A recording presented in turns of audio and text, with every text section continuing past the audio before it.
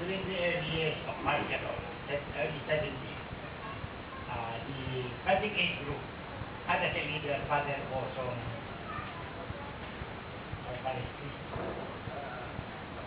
Father Caparas, yeah. Now, but we separated ways in politics.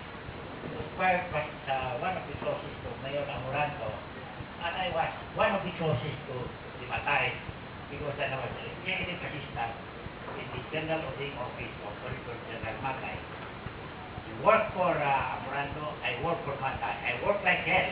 I even intimidated the teachers in public aid to work for Matay, but we still lost. And now, but I share the same ideas of governance as well. Later on, we crossed paths again when I was transferred to Quezon City as city auditor, and he was the chief of the Bureau of Permits. Then he asked me to join the Rotary, and I joined it because as old-time friends, I could not refuse him. But then I said, if Bert, as a good leader of people, invite me, that must be something. So I joined up with Rotary. But then we got together in City Hall. We were both department heads in City Hall. And I must say that I have a lot of admiration for this guy whose goal in life is to help others. He has helped other people, I know that. I will not tell the many instances that he has helped people, but I know because I was in City Hall. And I think Bert has done his share in this world by just helping people. Bert, happy birthday, and also happy birthday to me.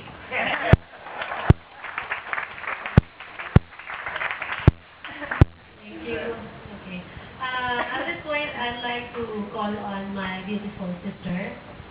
Lahat ka rin mag-sister. Kasi maganda yung nanay. Okay. So, it's nice to know kung ano yung kwento ni Baby. Actually, I read her letter recently to be part of the book of Tatay. Just for your information, ang tatay ko, gumagawa siya ng libro. He started nung bata pa, and nakakailang pages na tayo, Karen? Marami ng pages, marami ng chapters, and then nag-end siya sa, eto na, no? Mga portion na to. So yung mga kasunod, bumili kayo ng libro kasi siguradong kasama kayo dun sa kwento sa susunod na chapter. So let me call on my sister, Dr. Terry Pastor. Thank you. So we're planning to include parts of our own story incorporated in the book. So I wrote this letter, I wrote this mini chapter, so hopefully it will be included. The editor is Karen.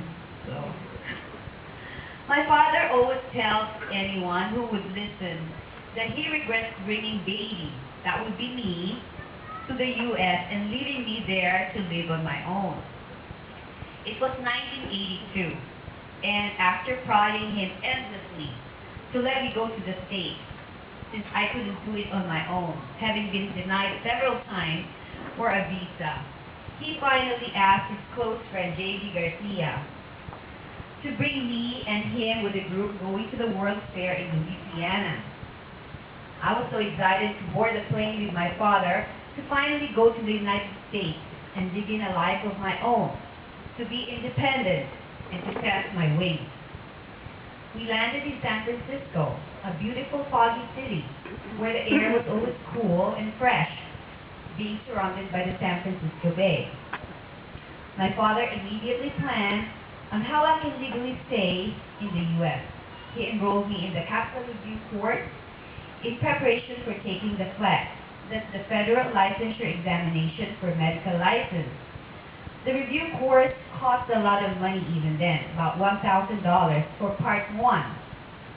He insisted that I concentrate on my review and pass the board exam, and that I shouldn't think about looking for a job.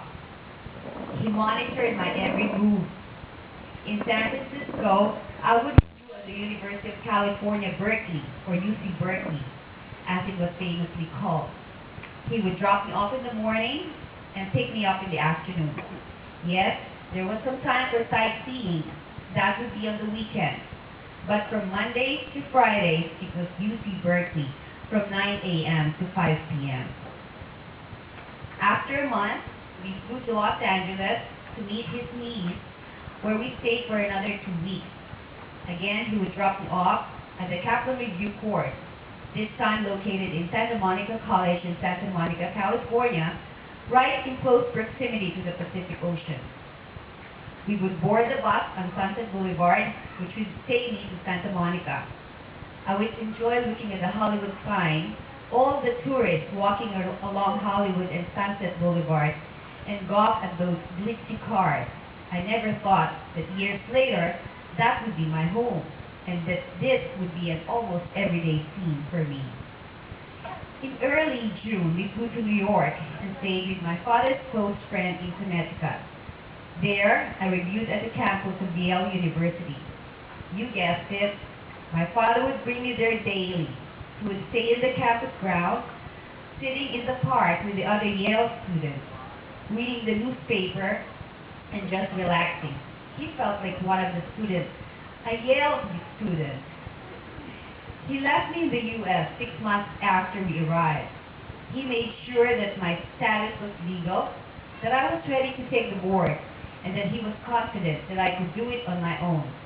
I took the board exam in October 1982 and learned that I passed it in one take in December 1982.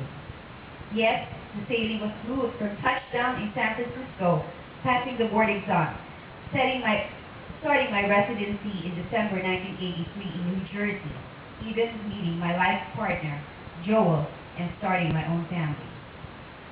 I am presently still living in the States, in Palos Verdes, California, a few miles away from Santa Monica College. I have my own practice in Long Beach as a pediatrician, where I see about 40 to 50 patients a day. Busy. I am blessed with a loving and loyal husband and two sons, Patrick, who's now 21 years old, and John Albert, who is 18 years old. Regret? Yes, my father continuously regrets that I live thousands of miles away. He regrets not knowing my kids as well as he knew his other grandchildren residing in Manila. He regrets not sharing every Christmas joy and birthday celebrations with the whole family. As for me, yes, I was able to test my wings, soared high, and I knew that the wind beneath my wings was my father. I am extremely grateful for his love, his patience, and his trust that I could do it on my own. Of course, my mother, Lily Galarte, was always there with him, supporting him and guiding us to become what we are today, confident and successful adults.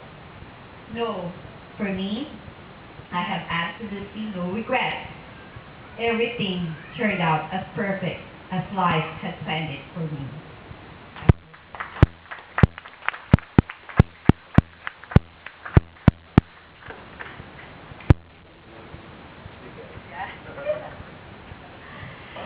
And now, we will have a special video presentation. And it's, let me call on my beautiful sister. Lahat kami maganda, syempre. The banker, Mrs. Cecilia Lantin. All right.